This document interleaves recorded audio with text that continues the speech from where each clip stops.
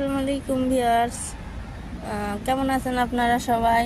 আজকে আপনাদের কাছে একটা বট গাছ বা পাকুড়া গাছ নামে যারা চেনেন, অনেকে বট গাছ নামে চেনেন, তো সেই গাছটার সাথে পরিচয় করে দেবো যে এই গাছটা আমি কিভাবে পরিচর্যা করতেছি আর কেনই বা এই জঙ্গল, অনেকে বলবেন যে এটা হচ্ছে জঙ্গলের মতো একটা জিনিস, কেন আমি এই গাছটাকে এত যত্ন করতেছি।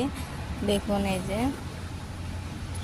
এই গাছটা তো অনেক জায়গায় হয়, এমনিতেই হয় রাস্তাঘাটে, এটার কেউ যত্ন নেয় না, তবে আমি কেন যত্ন নিচ্ছি সেটাই আপনাদের সাথে শেয়ার করব। এই গাছটা দেখুন, এই গাছটার লুকটা আমি একটা দইয়ের কাঁসার ভিতরে রেখে দিছি। গাছটা অনেক বড় ছিল, আমি কেটে দিছি। দেখেন এখানে কেটে দেওয়ার পরে কুশি নিছে, এই যে এখানে কুশি নিয়েছে, এখানে কেটে দিছিলাম, এই যে তারপর ছোট ছোট কুশি বের হয়েছে। আর এখানে আর একটা জিনিস দেখবেন, এই যে সুন্দর, এই পাশে একদিকে শিকড় গেছে, এইদিকে একটা শিকড় গেছে।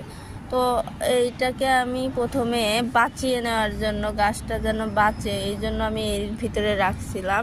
এখন আমি সুন্দর করে একটা টবের ভিতরে নিয়ে সাইজ করে দেব। আপনারা যারা বনসাই সম্পর্কে জানেন তারা বুঝতে পারবেন যে এটা আমি কেন যত্ন করতেছি। আর যারা বনসাই চেনেন না তারা ইউটিউবে সার্চ দিলেই দেখবেন, অথবা গুগলে সার্চ দিয়ে দেখবেন যে বনসাই, বট গাছের বনসাই, এটা দিয়ে সার্চ দিলে বুঝতে পারবেন।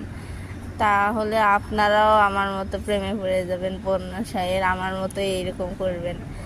তো এই গাছটা পরবর্তী একটা লুক নিয়ে আসতে চাচ্ছি, অন্য আর একটা টপে সেট করব, এই জন্য আমি ভিডিওটা করে রাখলাম, আপনাদের সাথে শেয়ার করলাম যে পরবর্তী লুকটা কেমন হয় এটাও আপনাদের সাথে শেয়ার করব। এই জন্য আপাতত এই ভিডিওটা করা, যে এটা কি অবস্থায় ছিল আর আমি কীরকম বানাই গাছটা। এই গাছটা সম্পূর্ণ লুকটা দেখতে আমার সাথে থাকতে হবে।